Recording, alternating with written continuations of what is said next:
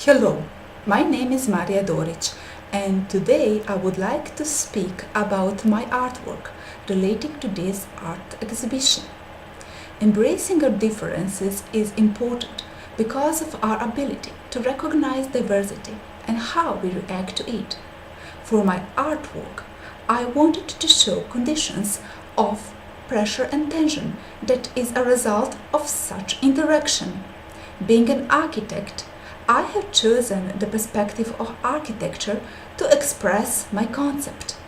We all perceive the world around us in a specific way, such as a picture of a house or home that is close to everyone.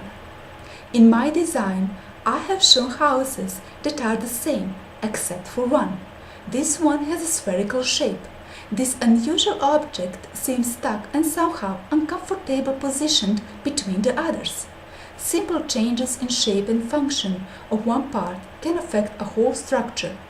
These situations tend to create more tension in an environment, whatever that environment is. Such diversity can be under great pressure, but the tension keeps our eyes focused so we can see the picture which is more enriched. Thank you for watching my video.